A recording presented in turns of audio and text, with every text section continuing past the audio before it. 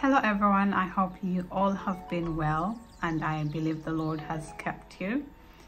I hope you enjoyed your Easter and your Easter holidays and spent that with friends and family, and most importantly celebrated the reason why. It's not about the Easter eggs and the bunnies as it is these days, but it's about remembering the death and resurrection of our Lord and Savior Jesus Christ. And I hope you guys sat and meditated on that for a minute. I know it has been a minute, but I'm glad I am here today. If you're a new subscriber, my name is Atlanta and I'm happy to have you here. And if you're a returning subscriber, hello my people, how are y'all doing? How have y'all been? Good to have you back. It's your girl, your cousin, your auntie, your not grandma, but your friend. Yeah, all that good stuff. Today I wanted to talk to you guys about female friendships. How are the female friendships in your life doing right now as we speak? What are your opinions on having female friends? I know the stereotypical thing that we women sometimes say, it's easier to be friends with men than it is with other women. Is that you? Is that what you think? I guess I'm here today to try and change that and just advocate female friendships and just how incredible and life-changing having two women become friends can be in our lives, honestly speaking. I was also in the stereotypical group of I prefer being friends to men than to women. Obviously, I mostly grew up with boys. I had a brother, so it became easier to get along with boys. Listen, if you're to play football with me right now, like I could break a leg, I could break someone's leg, okay? I just want us to discuss that, and honestly speaking, I have been blessed with some incredible female friendships. I would not trade them for men, for being friends with, for having male friendships. Especially as I got older, I saw how important it is to have friends who are women, people who share your journey, people who understand being a woman, who will understand your struggles in a way that not even your husband can, your partner, or your brothers can, because this is a unique experience to us as women. And let us spread a narrative, whatever circle you're in, whether you're or whatever setting you find yourself in, that female friendships can work and do work and are an integral part of our lives. So one of the things I had to sort of think through, I just made a couple of notes here, is if you're trying to think why are female friendships in your life challenging, or why do you find that you don't gravitate to having females as your friends, something to think on is to go back all the way to your childhood. And it's always good to go back to our childhood and work through things to see, because those things that we do experience as children do affect how our perspectives as adults. And think through what was your earliest relationship with the females in your life. So this goes to your mom, aunties, sisters. If that was challenging, and if you didn't necessarily have a good relationship with your mom or with your siblings, sisters, or your aunties, that can have can create a negative image on women and how you think women are and how you should relate with them if you're a woman, specifically speaking about woman to woman relationships. So going back will help you break things down and see if that is in some way affecting how you relate with women now, fellow women. Another thing that I think can be quite challenging in terms of female friendships is we are very emotional people. Sometimes we lead with our emotions instead of really trying to think things through, break things down, and understand why the other friend might have said what they said or might have acted the way they acted. We lead with our feelings. We lead with, I was unwell and they didn't come to see me, they didn't call me, other than thinking, were they okay themselves? What were they going through? But also that's a human thing, that sort of being self-centered and looking at our circumstances, not considering the other person. So having to change that as women and think on what could have been going on the other side, and also knowing your friends, knowing their strengths and their weaknesses. Some of you have friends who, if you send them a text, they'll answer you quicker than if you call them. It's not personal. And I would hope that as friends we communicate, and you would know that if I call them, they're not going to pick up. So let that not be an issue or a point to cause friction. Just text them. If you know your friend prefers being called, call them. Or now we even have voice notes. Send a voice note. So we remove that sort of misunderstanding that could happen amongst us as females. Also, if you're going to talk to another friend about, you know, what you might be going with another friend, find a mutual friend. Don't find a person who already has issues with the other person. Find a person that loves both your friendship and respects it and is trying to bring you guys closer and not create even more of a wedge than is already there. Another thing is, like, what are your expectations in a friendship? I know in our culture, especially if you're watching this and you're from Africa, I don't know what it is. Like, we don't communicate. You would literally be having and this goes down all the way to our upbringing, where you don't talk back, you don't ask questions, we don't have any of that, and that grows with us even in our friendships.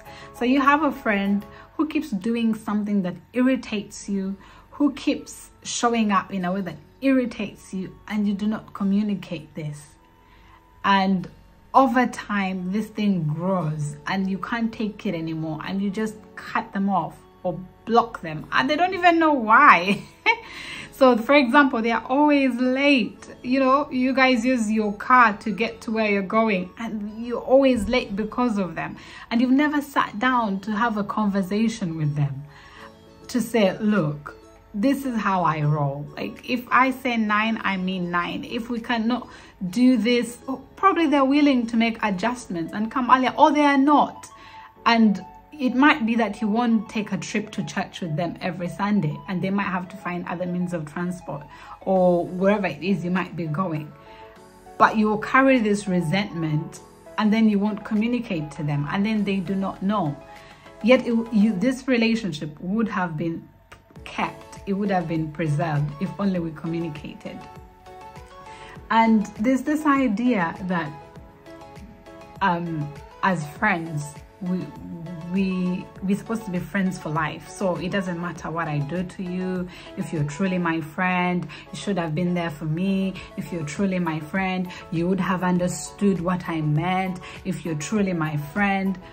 Generally, women, we think we are mind readers, or we do that even in those who are married. You would think your husband should read your mind, that you're upset, and they should know. No, that's the same thing with us as women. You want your female friend to read your mind and understand. No, you have to communicate. If you don't, they won't know. But also this idea that I can do whatever I want to do, be however I want to be, not show up for you, not be there for you time and time again, And then if you're my friend, you really should have stayed. I think if you ask me, that's a little bit unhealthy. It's alarm bells of being controlling, wanting things to be done your way, and not wanting to get out of your way to give your other friends a hearing or to meet them halfway. So it's really wrong for someone to say, you should have been my friend, you should know me, you should understand me. How about you trying to understand your friend? How about this being mutual so that the world does not revolve around you? A friendship is supposed to be mutual. Think of it again as a marriage. I can't just tell my husband, I am how I am, this is me, I don't do that. So any relationship that is one-sided, chances are 99.9% that relationship will break down, including female friendships. And also we need to know it's okay for friendships to drift apart, sometimes with no specific reason. Like sometimes the thing that brought you together, that particular thing that sparked that friendship, can sometimes change, and that means the friendship might change.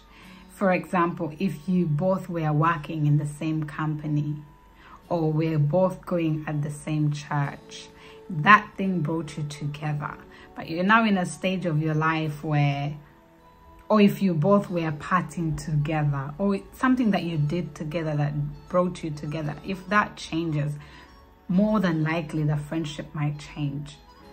And it's okay to know that there's no hard feelings. And also it's okay to understand that that relationship actually in later years might come back together.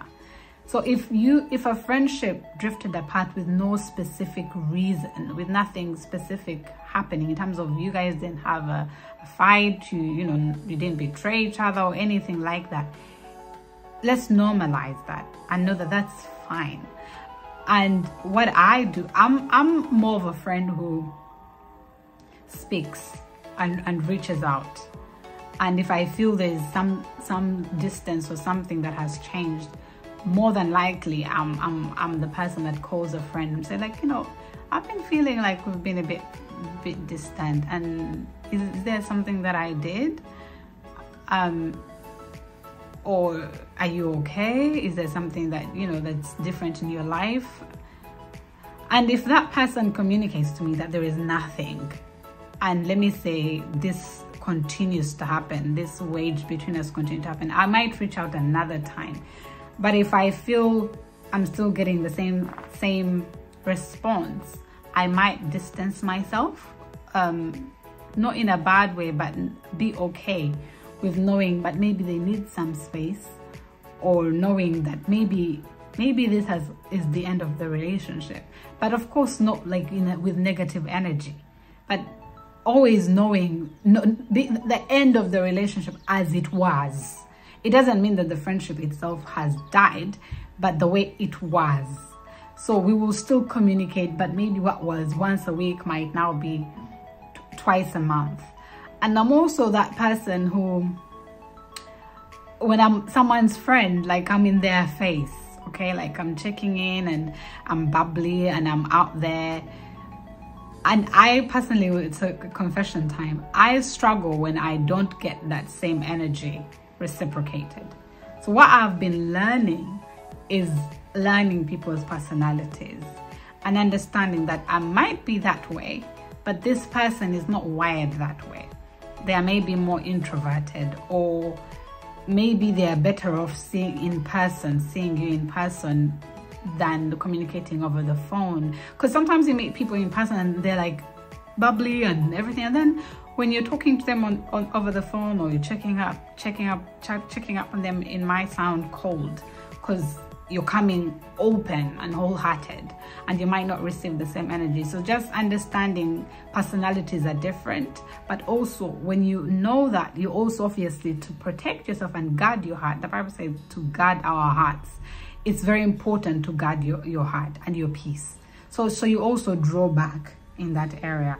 So if you find that might be rubbing you the wrong way, maybe you're like, okay, so I'll also put the phone stuff on pause.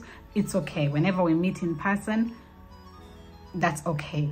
That's okay with me, because then you're guarding your heart, but you're also meeting them in how they feel comfortable being met. That's something I've been, to be honest, I'm still in that space where I'm trying to walk, to understand that dynamic of reaching out, and it's not a case where you're giving a lot and you're not getting the same back. It just, for me, means readjusting my expectations of the friendship. Another thing which I've been finding interesting is, let's say I have a best friend. Let's name them Sandra. She's my best friend. However, it appears like Sandra's best friend is Emily. You know, high school, like, if I'm your best friend, you're gonna be my best friend, okay? We are best friends for life. But I've been learning that what matters to me is what I get from a person. If this person is meeting my, for lack of a better word, my needs, is meeting my friendship needs, that's enough for me. I should not stop having them as a best friend, as this great investment, because they seem to be hanging out more with someone else, or they seem to be flaunting them more than they are flaunting me as a best friend. I've learned to be okay with making someone my really close friend, but I'm not that close to them. And what matters is, are they showing up for me how I need them to show up for me? Are they giving me what I feel I need from a friend? And if they're giving that to me, I'm happy to have that relationship the way it is. So I personally advocate for us having woman-to-woman relationships, because listen, we love our spouses, but the way you do your hair, do your dress, and come out feeling like a snack, and you look at your husband and ask them, what do you think? They're like, why are you wearing that? Like, you don't know this is the in thing? Have you not seen the latest fashion trends out there? This is it. And they're so confused, and they're like, no, I don't get it. And then you go to your girl and be like, girl, you looking fat. What? Where did you get, like, you already got those? Oh my God. That hype you can only get from a fellow woman. But also our everyday today experiences, being a mom, the challenges of being a woman, the challenges of being a wife. Our spouses, our brothers, they cannot understand that. They cannot understand our everyday today experience. Only a sister can. Only a sister can understand the demands that come from being a wife, and come from being a mother, and come from working, and all this, you know, all these responsibilities that we have as women. Only we can understand that. So I pray that if you have been in that position where you've been struggling with having friends, as women as friends, I know it's challenging, because we are emotional beings. We bear our souls. You want to connect with a friend, and if you've been betrayed by a female friend before, I pray you don't give up on making female friends, and seeking. Sometimes you need to seek out friendships. It doesn't mean that necessarily it will be reciprocated, but if that's not reciprocated, you try another friend. Thank you guys for watching. I hope you enjoyed this video, and I pray you go out and make some friends. Let's go make some female friendships, because they're the best thing that could happen to you. I love you guys, and thanks for watching. See you in the next video. Bye.